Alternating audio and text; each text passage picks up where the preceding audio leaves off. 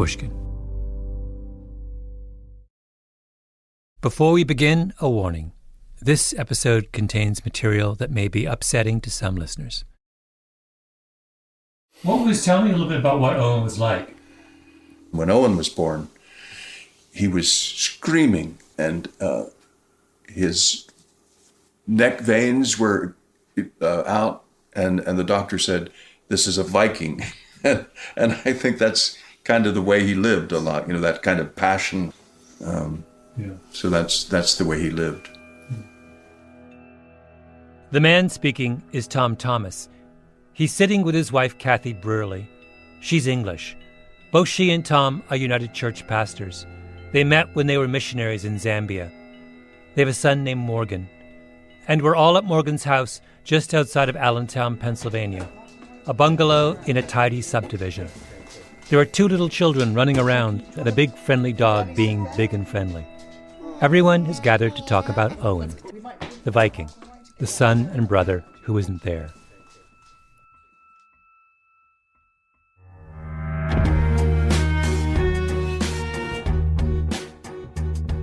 My name is Malcolm Gladwell. You're listening to Revisionist History, my podcast about things overlooked and misunderstood. This episode is about Owen Thomas, a young man I never had the chance to meet, about what happened to him and why we shouldn't forget about him.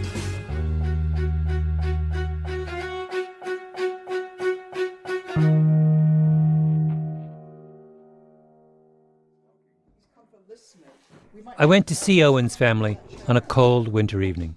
We knew that he was kind of feeling down, feeling depressed. In the last, what would you say, last month or so? I didn't know that either. I didn't know he was depressed. I knew he was stressed. He was stressed. I knew he was stressed with school, he was stressed finals. By his classes. Owen went full out all the time, at everything. His older brother Morgan says he couldn't keep up.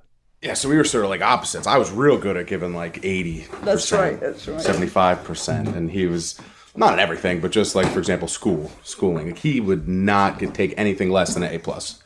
A-, he was pissed. But see he now, had to get that A+. But now we don't know if he was having difficulty remembering things because we never asked him that. We never even thought that there might be anything cognitive. We just thought this was somebody who's a type A person who's kind of like demanding so much of himself. In retrospect, I guess, when things like this happen, in retrospect, you can always try to look back and say, oh, I should have seen this, I should have seen that. But the Sunday night he called, he really sounded depressed then. He really did. And now you look back, we should have just got in the car and gone right down. But What did he talk about in that last call? Well, it'd be my birthday, so he was wishing me happy birthday. I don't know, what did he talk to you about, Tom? Well, He said I'm failing everything, that's what he said. When I said at the beginning that we shouldn't forget about Owen Thomas, I'm talking about this, that we shouldn't forget that he went from clarity and purpose to failing everything.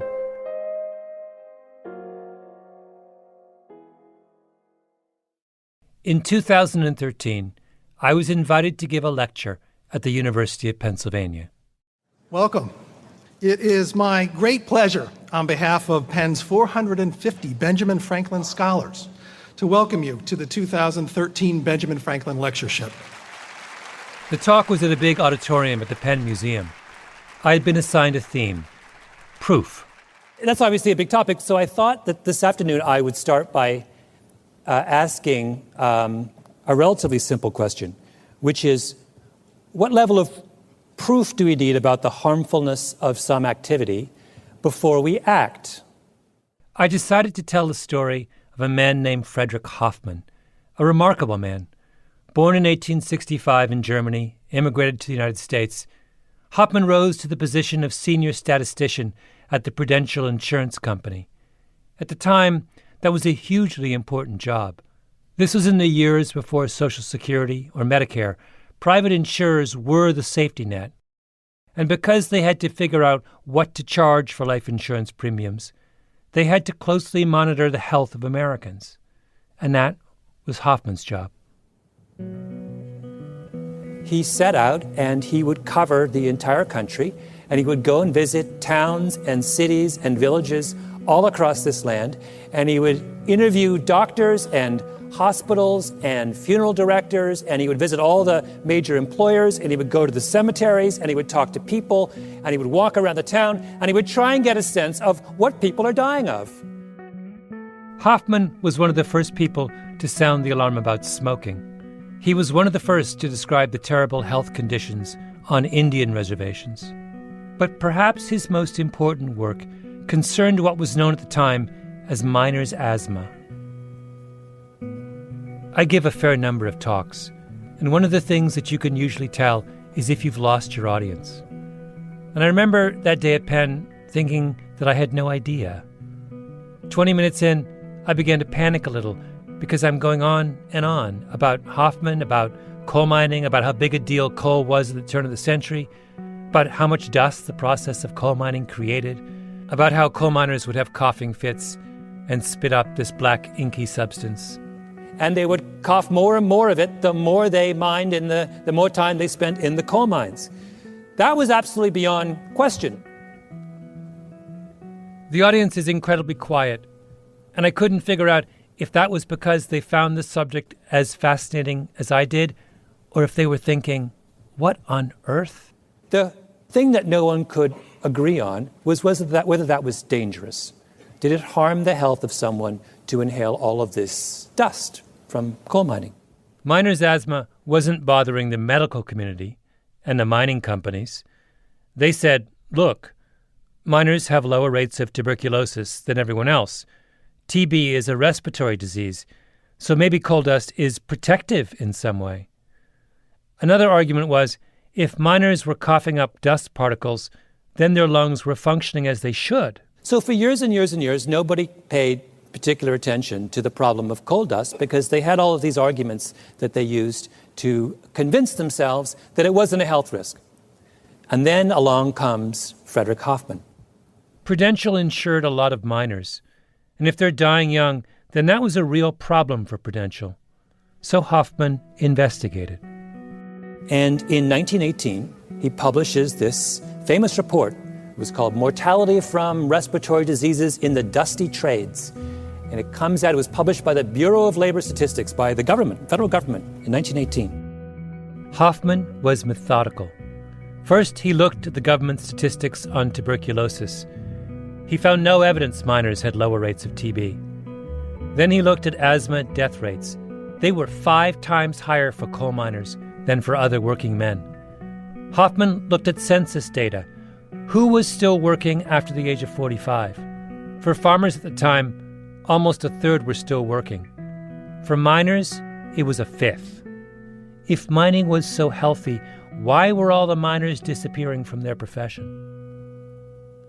So he adds all this up and he says, look, I don't buy it. I think that this miner's asthma thing is something that we should be concerned about. So here we have the senior statistician from one of the most powerful and important institutions in the country, publishing a report on the health of workers in one of the most important and critical industries in the country, and saying there's a problem. So what do you think happens? Nothing happens. Nothing. Nothing whatsoever. And why does nothing happen? Because all kinds of people stood up and read Hoffman's report and said, you've got no proof. Let's give the students at Penn credit for their patience, because this part of my talk went on for a very long time. But I was trying to answer the question at the core of proof. At what point do you act? People argued after Hoffman published his report that we still didn't know quite enough, that he had a lot of suggestive evidence but not definitive evidence. And that was true, but it was also irrelevant, because if you wait until the evidence is perfect and complete, you'll never act. It was not until the 1970s that people suddenly realized that tens of thousands of miners were dying horrible deaths, vastly prematurely, because of the dust they inhaled while working in the mines. Now, I think we can all agree that that is an appalling story, right? That should never have happened. We should have acted on this in 1918. Instead, we acted on this in 1975. We look around the room and we say to ourselves, we would never do that, would we? We're much too educated and sophisticated and empathetic to ever look at the suffering of someone else and say, oh, we're not going to act until we have proof. Right? But we do that.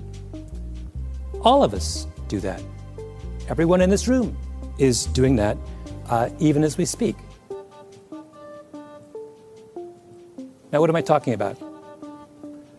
I'm talking about football.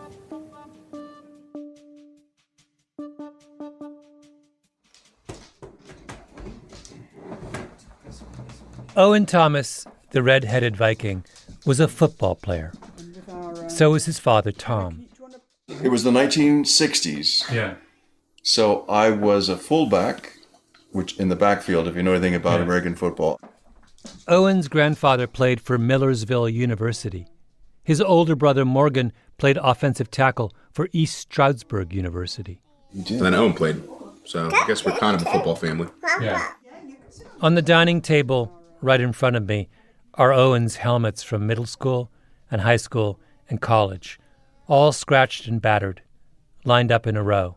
It's hard for a lineman to be a star, like you running back, quarterback, those are really the stars, but he was definitely a feared player from all angles, and people knew who he was, so he was definitely one of the stars. He couldn't wait for the season to begin. Most of the football players say, "Oh, I don't want to get hit." The first day of practice would just be like running, putting on the uniform and running. But he would say, "I just can't wait to hit somebody. I just want to hit somebody." And that's his own team. That's his own team that he couldn't wait to hit. When it came time for college, Owen Thomas went to the University of Pennsylvania. He was just kind of guy that on a bad day when they had to wake up at 6, 7 o'clock in the morning to do a workout and everyone, had class and everything. He was the kind of guy that would get everybody motivated to complete the workout and then go on with your day. Mm-hmm. He was named captain of the football team. 76 out of the 80 players voted for him. Then one day, out of the blue, in the spring of his junior year, he hung himself in his apartment.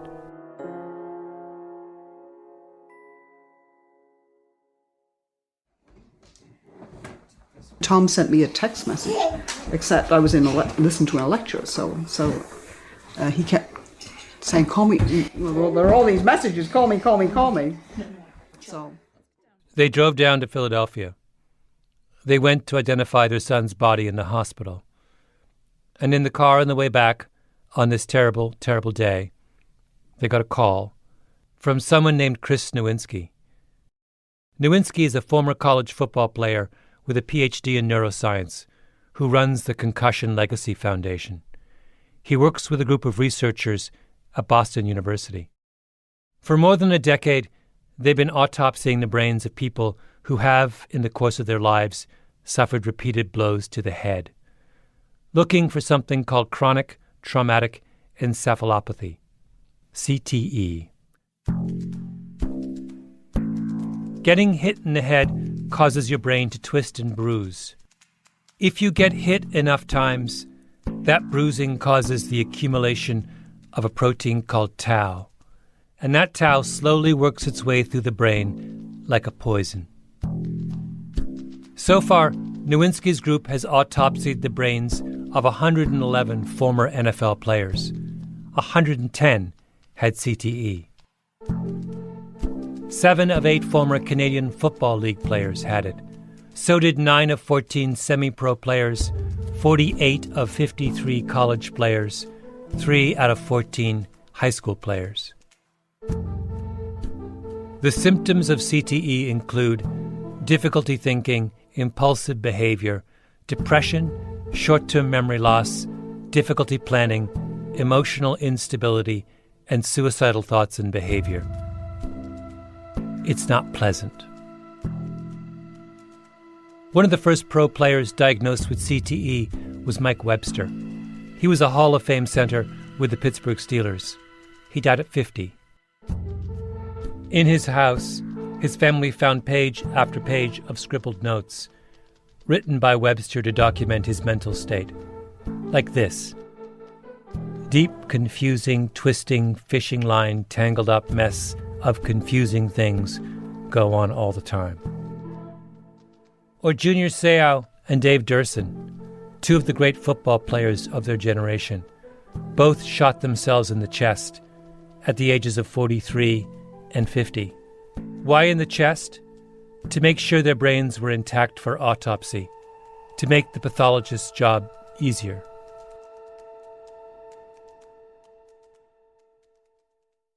Now, are cases like this absolute proof of a connection between CTE and football players getting hit in the head? No. The research group at Boston University has just published a study which looked at players who had started playing tackle football before the age of 12. I'm quoting, "Youth exposure to tackle football may reduce resiliency to late-life neuropathology." May reduce. Remember, they're working from a non-representative sample. Autopsies conducted on players whose families believe something was wrong. Proof would be if you identified 2,000 people, half of whom play football and half of whom do not, followed them over the course of their lives, and compared the autopsies of their brains at death. Did the football players have, on average, more of the protein tau in their brain tissue than the non-football players? The problem is that the average American male life expectancy is 75 years. If we start that study now, we'll have definitive proof somewhere around the turn of the next century. The much, much harder question is what you do in the interim. And the answer is that you do what Chris Nowinski of the Concussion Foundation does. You plug away. You call people up at the height of their grief and ask them for brain tissue before the body of their loved one is buried or cremated.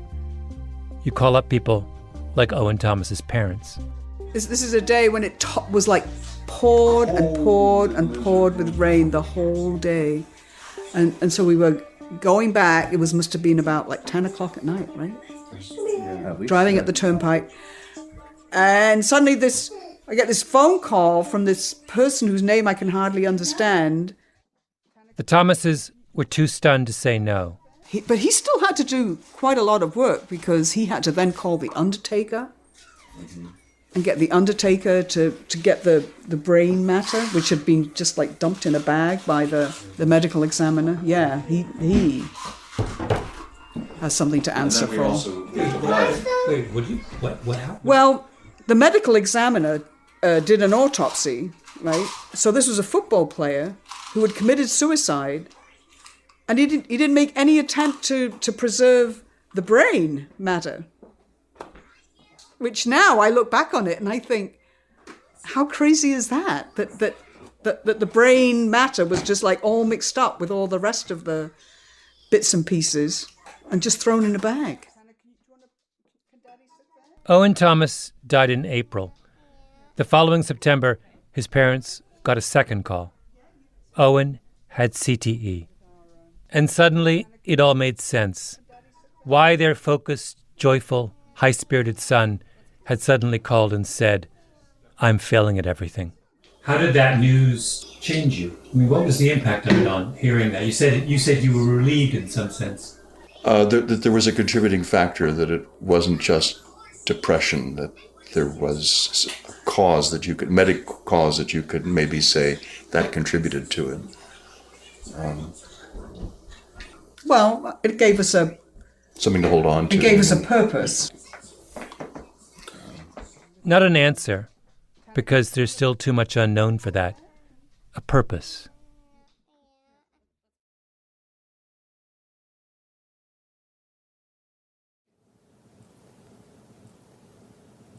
Now, what am I talking about?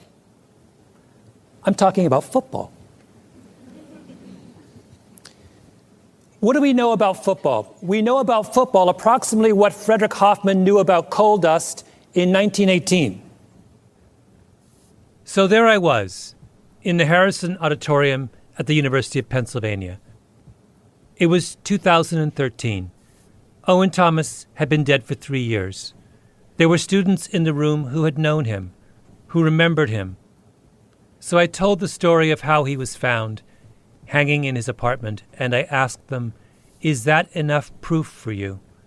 Is the death of someone you went to school with, who was the captain of your football team, enough evidence to walk away from the game?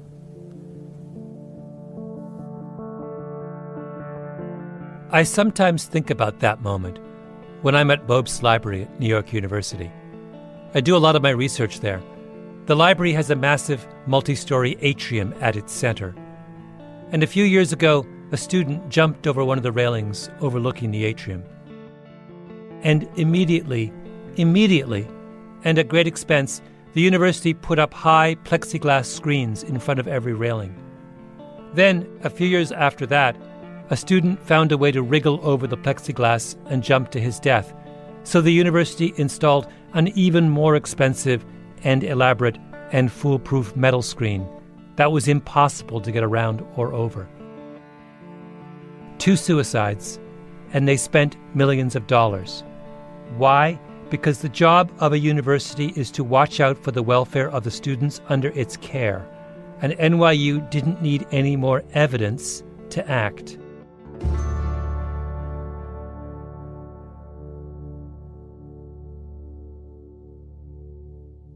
Quakers clinched the 2009 8th and 8 crown by coming together in order to overcome adversity. Since last taking the field in November, the Red and Blue... Here is what Penn did in response to the suicide of Owen Thomas and the results of his brain autopsy.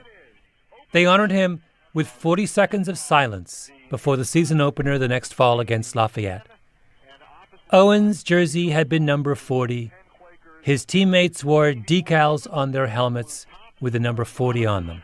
Blinking hand in hand, parallel to the sideline, standing for a 40-second moment of silence in tribute to their former teammate Owen Thomas, who passed away on Monday, April the 26th, this past off-season. And here is the statement the university issued upon hearing that Owen Thomas had been diagnosed with CTE. I read it to the audience when I was at Penn in 2013. While we will never know the cause of Owen Thomas's depression and subsequent suicide, we are aware of and deeply concerned about the medical issues now being raised about football head injuries, and will continue to work with the Ivy League and the medical community in addressing these issues. Owen's untimely death was a terrible tragedy, and we continue to grieve for his loss.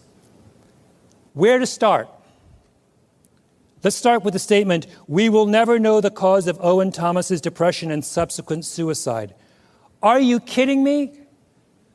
What is there more to know? A healthy young man with no previous history of depression hangs himself in his apartment, and when they do an autopsy on his brain, they find he has the beginnings of a debilitating neurological disorder caused by taking too many hits on the football field.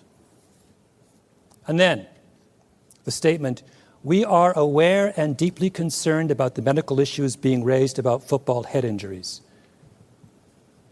We are so aware and deeply concerned about the medical issues being raised about football head injuries that 3 years after Owen Thomas's death, Penn continues to play football. In my book, that does not count as concern. That is moral indifference.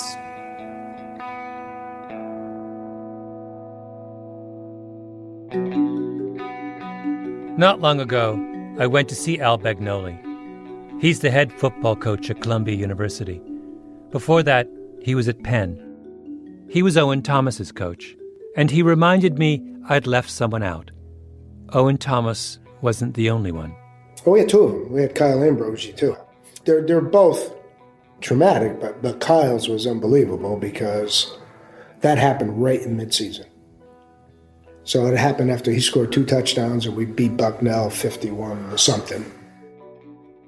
Kyle Ambrosi, star running back on the Penn football team, and a student at the Wharton School of Business, just like Owen Thomas. He shot himself at his mother's house in October 2005. There wasn't an autopsy on Kyle Ambrosi's brain. In 2005, CTE just wasn't on people's radar in the same way that it is now. So we'll never know whether he suffered from the disease the way we know with Owen Thomas. We don't have proof. But what happened to Kyle Ambrosi sounds very much like what happened to Owen Thomas.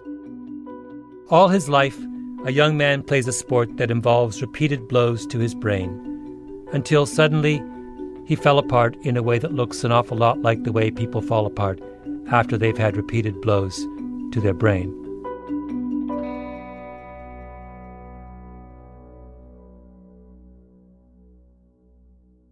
You know, there was even physical changes, like his eye color got lighter, and you could just see that he was fighting demons and he couldn't explain them. That's Kyle Ambrosi's brother, Greg. Yeah. I asked him, and he, would try to explain them, and he just would run out of words. He would open his mouth and nothing would come out, and I would just look at him, and I didn't know the what only hell. thing he said to me is, "Mommy, it's so dark, it's scary." And it was very frightening to him, because he was always used to being in control, and this is an out-of-control feeling. Kyle's mother, Donna. Listening to the Ambrosis was like listening to the Thomases. Someone you know becomes someone you don't know, right in front of your eyes. And they haven't done anything. They haven't been in a terrible accident, or overdosed on drugs, or squandered their life away. They've just played a game, played it well. And if you're always, like I said, the internally driven, never had to say, "Kyle, do your homework, go practice, go whatever." He always had it done ahead of time. That was him. This is what he wanted to do. So if you're used to being in control and your mind is you're having thoughts that you don't have control over, it's very scary.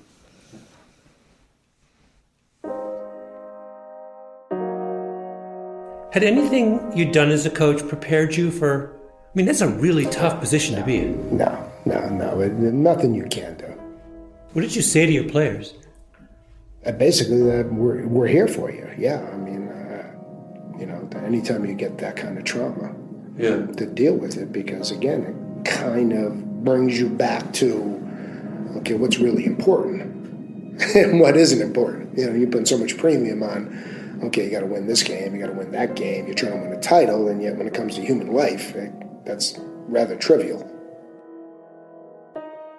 I'm assuming the full team went to the funerals in both cases? Yes. That must have been unbelievable. It's very sad, because again, it's hard to explain. Not that it's any easier to lose somebody in a car accident, but you can explain it, or someone who suffers from terminal cancer. It's just as traumatic, but you can explain it. When you're a teammate of a kid who commits suicide, why didn't I see this? Could I have done something? Why? I think you always question yourself, what could I have done that maybe in some other ways of death you kind of accept? I've thought a lot about that talk I gave at Penn. I'm not sure I won them over. The students listened politely, and at the end asked thoughtful and skeptical questions. I talked about the costs of football. Why didn't I talk about the benefits? They asked, doesn't everything come with a risk? Shouldn't people be free to make their own choices? A student who was on the football team stood up and said, I wouldn't be here if it wasn't for football. When I met with Coach Bagnoli, he talked about rule changes, how they are now much more vigilant about concussions, how they don't tackle in practice like they used to, how he doesn't believe that little kids should play tackle football. I got the sense that a lot of students were thinking about those things too. Maybe we can just manage this problem, reduce the risk to some more acceptable level.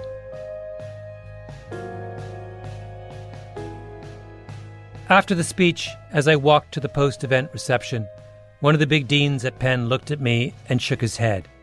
He said, "We're not stopping football." Of course not. And it won't stop.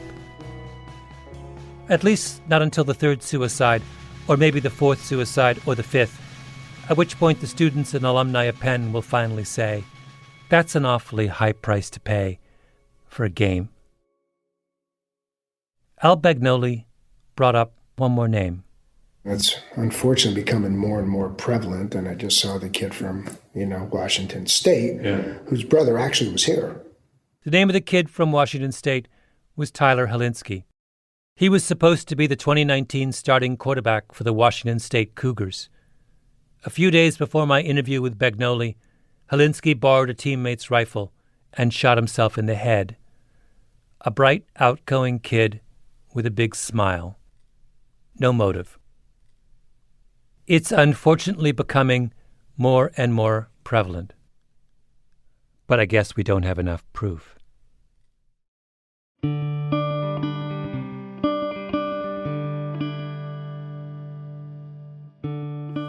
Well, it's your classmates who are dying, right? It's your classmates who are putting their lives at risk by playing this game. I think all of you has to consider boycotting football games at Penn. And I think you have to convince your friends to boycott football games at Penn. And I think you have to picket outside football games at Penn. And I think you have to go to the administrators of this university and you have to ask them, why is a world-class institution, one of the finest universities of higher learning in this planet, exposing its own students to the risk of injury and death? And if they ask for proof, tell them you don't need proof. Sometimes proof is just another word for letting people suffer. Thank you.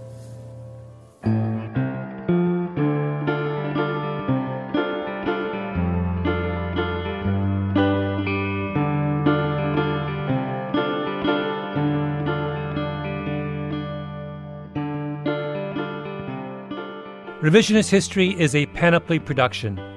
The senior producer is Mia Lobel, with Jacob Smith and Camille Baptista. Our editor is Julia Barton. Flawn Williams is our engineer. Fact-checking by Beth Johnson. Original music by Luis Guerra. Special thanks to Andy Bowers and Jacob Weisberg. I'm Malcolm Gladwell.